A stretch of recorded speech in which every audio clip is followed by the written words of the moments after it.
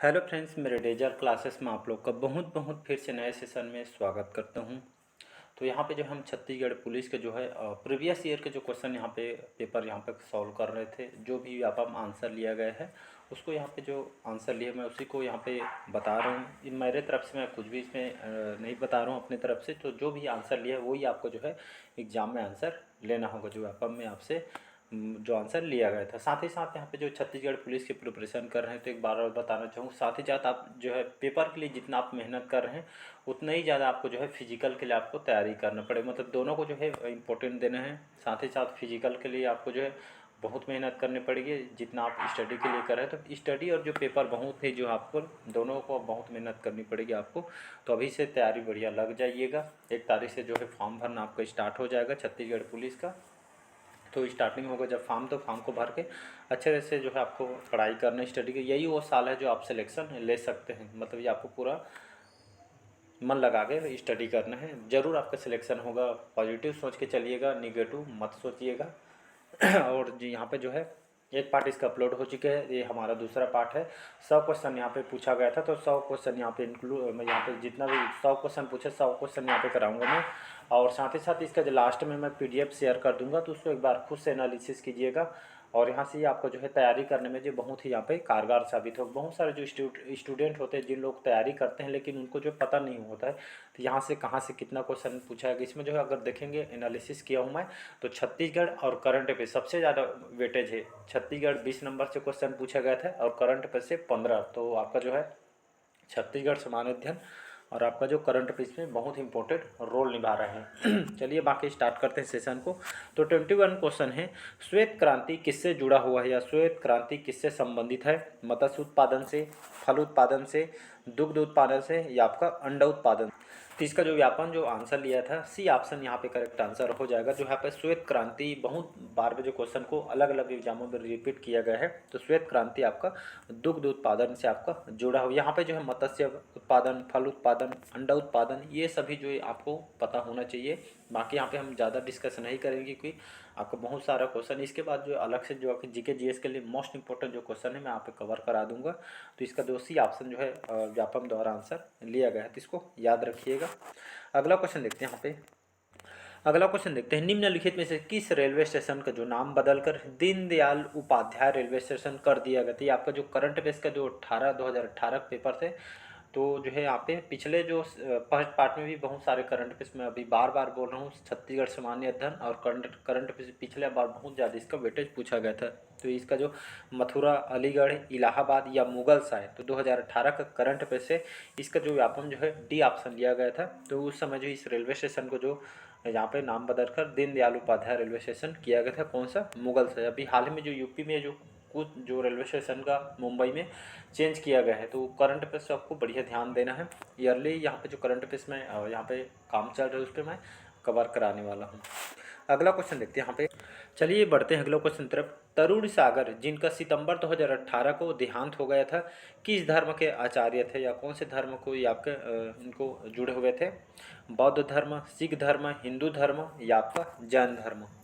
तो इसका जो व्यापम जो है डी ऑप्शन लिया गया था, याद रखिएगा। तो तरुण सागर, जिनका सितंबर 2018, ये भी आपका करंट अफेयर्स का पेपर था, जिनका देहांत हो गया था, ये आपके कौन से धर्म से आचार्य थे? ये आपका जैन धर्म से, मतलब जैन धर्म के आचार्य थे या जैन धर्म से संबंधित थे। तो करंट अफेयर्स देख सकते हैं यहाँ पे मोस्ट इम्पोर्टेंट यहाँ पे पूछा। अगला क्वेश्चन देखते हैं, वर्ष 2021 की जनगणना में किस नए वर्ग की गणना की जाएगी?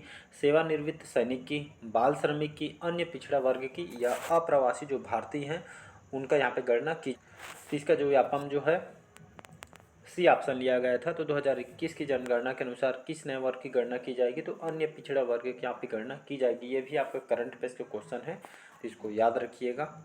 अगला क्वेश्चन देखते हैं। चलिए देखते हैं अगला क्वेश्चन। छत्तीसगढ़ संचार क्रांति योजना किससे संबंधित है? सभी ब्लॉक मुख्यालय को इंटरनेट से जोड़ना है, शासकीय कार्यालय को इंटरनेट से जोड़ना है या निःशुल्क मोबाइल वितरण है या निःशुल्क लैपटॉप वितरण योजना है। तो उस समय जो हमारे यहाँ के मुख्यमंत्री थे छत्तीसगढ़ के, रमन सिंह उस समय यहाँ के मुख्यमंत्री थे। और छत्तीसगढ़ में जो संचार जो क्रांति योजना के तहत यहाँ पे यहाँ पे सभी लोग को यहाँ पे छत्तीसगढ़ में निःशुल्क जो है मोबाइल वितरण यहाँ पे किया गया था। तो इसका सी ऑप्शन यहाँ पे करेक्ट आंसर हो जाएगा। तो संचार क्रांति, ये भी आपका करंट अफेयर्स का क्वेश्चन है, तो इसको याद रखिएगा। अगला क्वेश्चन, चलिए बढ़ते हैं अगला क्वेश्चन तरफ। निम्नलिखित में से कौन जो है एक तारा है? शुक्र, सूर्य, चंद्रमा या बुध? इनमें से 4 ऑप्शन दिए गए हैं। तो इनमें से कौन जो है आपका तारा है या आपका? तो इसका जो करेक्ट आंसर हो, इसका जो व्यापम जो है आंसर यहाँ पे बी ऑप्शन लिया गया था। सूर्य जो है ये आपका एक तारा है, तो इसको याद रखिएगा, क्वेश्चन पूछ सकता है, इम्पोर्टेंट है। अगला क्वेश्चन देखते हैं यहाँ पे। चलिए बढ़ते हैं अगला क्वेश्चन तरफ। वैश्वीकरण की प्रक्रिया में महत्वपूर्ण भूमिका निभाती है अंतर्राष्ट्रीय कंपनी, सरकारी कंपनियां, राष्ट्रीय कंपनियां या बहुराष्ट्रीय कंपनियां? तो इसका जो व्यापम जो है डी ऑप्शन लिया गया था। तो वैश्वीकरण की जो प्रक्रिया में जो महत्वपूर्ण भूमिका जो निभाती है आपका बहुराष्ट्रीय, जो बड़ी बड़ी जो कंपनियां होती है, ये जो है आपका वैश्वीकरण की प्रक्रिया में महत्वपूर्ण भूमिका यहाँ पे निभाती है। मतलब डी ऑप्शन इसका करेक्ट आंसर हो जाएगा, तो इसको याद रखिएगा। बढ़ते हैं अगला क्वेश्चन तरफ। अगला क्वेश्चन देखते हैं यहाँ पे।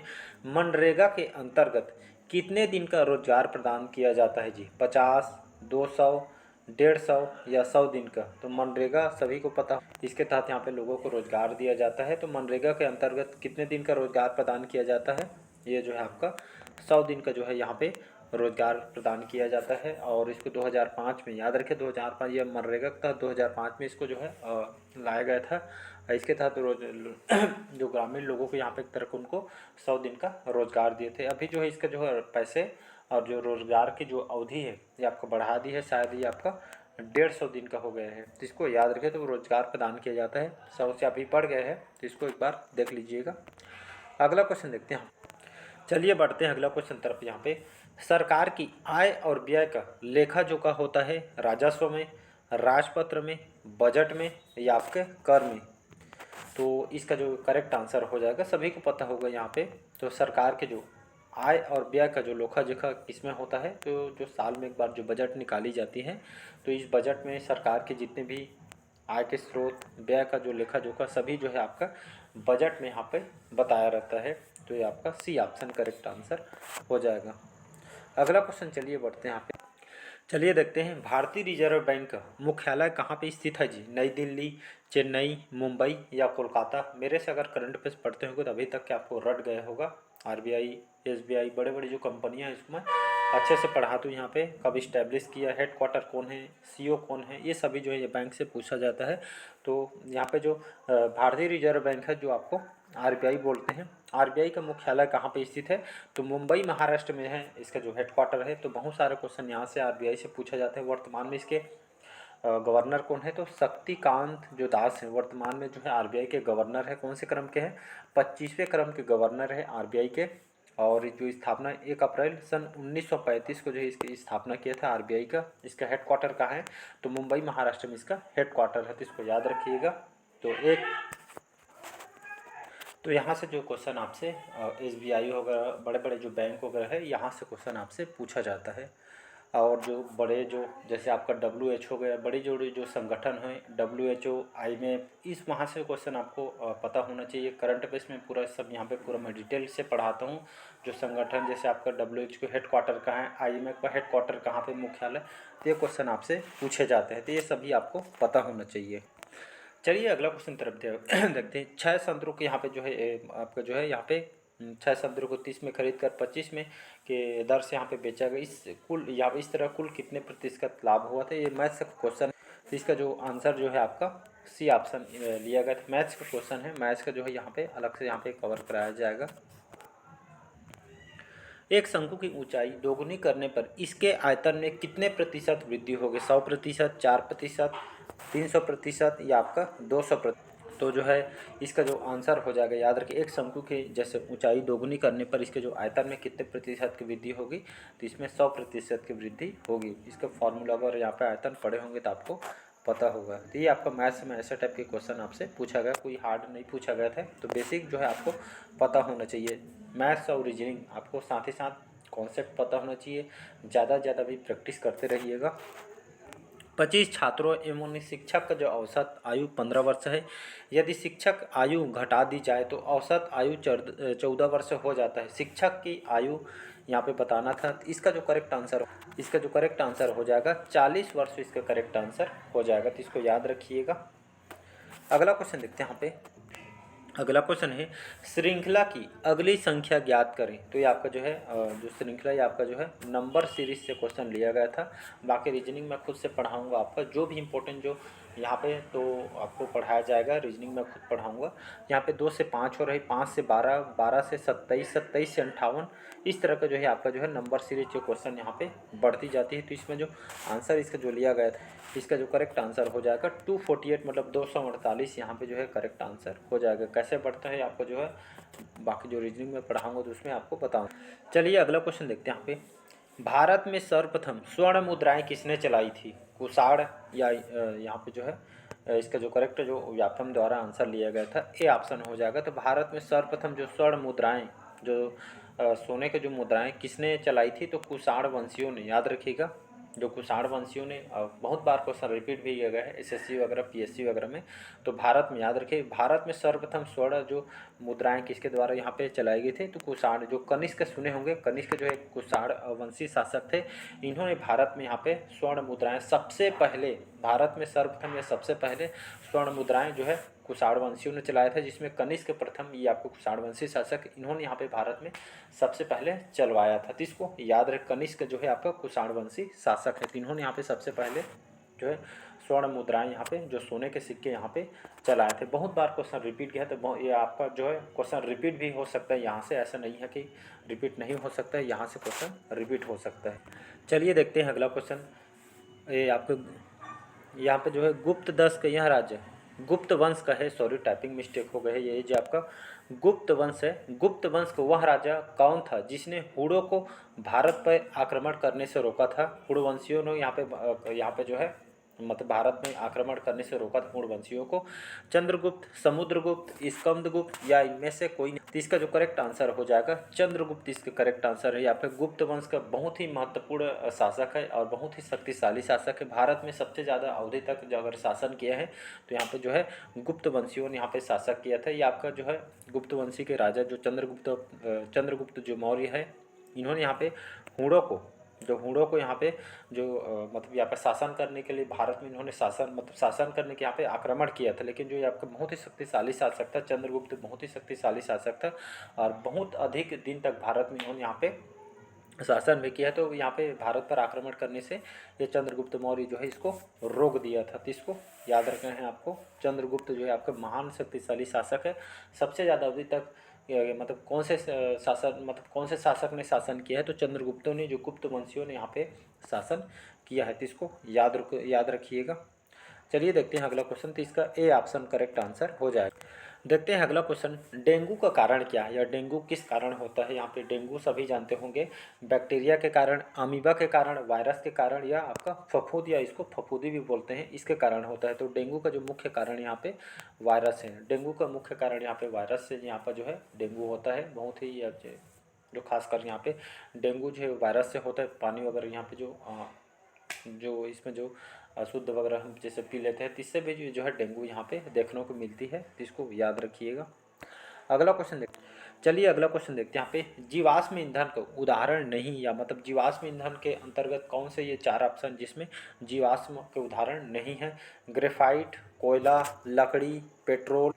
तो यहाँ पे जो है 4 ऑप्शन है। तो ये आपका जो ग्रेफाइट है ये आपका जो है जीवाश्म ईंधन नहीं। बाकी जो कोयला सभी जानते हैं, लकड़ी, पेट्रोल, ये सभी जो है आपका जो है BCD जो है आपका एक जीवाश्म ईंधन का उदाहरण है। बाकी जो ग्रेफाइट है ये जो है आपका जीवाश्म ईंधन का उदाहरण नहीं है। तो इसका BCD आपका जीवाश्म ईंधन है और जो ग्रेफाइट ये आपका खनिज है। बाकी जो है आपका जीवाश्म ईंधन नहीं है।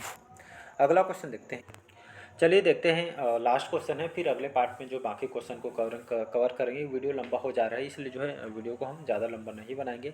पुरुषों में लिंग गुणसूत्र होता है। पुरुषों में कौन सा लिंग गुणसूत्र होता है जी? क्रोमोसोम बोलते हैं जिसको। तो ये आपका XX, XO, XY या आपका YY। तो इसका जो व्यापम द्वारा जो आंसर लिया गया था, C ऑप्शन लिया गया था। तो पुरुषों में जो है लिंग गुणसूत्र यहाँ पर लिंग निर्धारण के लिए जो कौन सा क्रोमोसोम जो है उत्तरदायी होता है? तो याद रखिएगा XY जो है आपका पुरुष के लिए है और ये आपका जो है XX ये आपका महिला के लिए है। तो इसको आपको याद रखना है। अगर और यहाँ से क्वेश्चन और पूछे जा सकते हैं, मतलब मनुष्य में कितने जोड़े जो यहाँ पे जो है गुणसूत्र पाए जाते हैं? 23 जोड़े, याद रखिए 23 जोड़े जो है यहाँ पे गुणसूत्र पाए जाते हैं। कितने गुणसूत्र? तो यहाँ पे 46 जो है यहाँ पे क्रोमोसोम, यहाँ पे जोड़ा पूछे 23 जोड़ा, गुणसूत्र पूरे 46 यहाँ पे जो क्रोमोसोम यहाँ पे पाई जाती है। तो इसको आपको याद रख। तो इस तरह जो है आपके जो क्वेश्चन आपसे पूछे गए हैं, तो कमेंट करके ज़रूर बताइए कैसे लगा। तो बढ़िया तैयारी कीजिएगा। एक बुक पढ़ रहे हैं तो बार बार बुक बदलने की ज़रूरत नहीं है। जो बुक आप पढ़ रहे हो उसको बार बार रिवाइज कीजिए। कुछ भी अभी मतलब बहुत सारे जो स्टूडेंट मतलब बोलते हैं ये बुक ले लो, वही लो बुक, जो आप पढ़ रहे हैं उसी बुक को आपको पढ़ना है। बार बार बदलने के लिए आपका समय नहीं। जो बुक पढ़े, एक बुक को 10 बार पढ़ने की ज़रूरत है, 10 बुक आपको पढ़ने की ज़रूरत नहीं। आप लूसेंट पढ़ रहे हैं तो लूसेंट को बढ़िया रिवाइज करिएगा। तो ये एक ही बुक आपको फॉलो करना है, 10 बुक आपको फॉलो नहीं करना है। तो चलिए आज के सेशन में यही तक रखते हैं। बाकी अगले पार्ट में जो है अब 41 से हम स्टार्ट करें। कमेंट करके ज़रूर बताइए आज का सेशन कैसे लगा। पहले बार आए तो चैनल को सब्सक्राइब करके रख लीजिएगा, ताकि जो नोटिफिकेशन आप तक यहाँ पे पहुँच पाए। और जो लास्ट में आपसे जो है PDF यहाँ पे टेलीग्राम में शेयर कर दिया जाएगा। Thank you.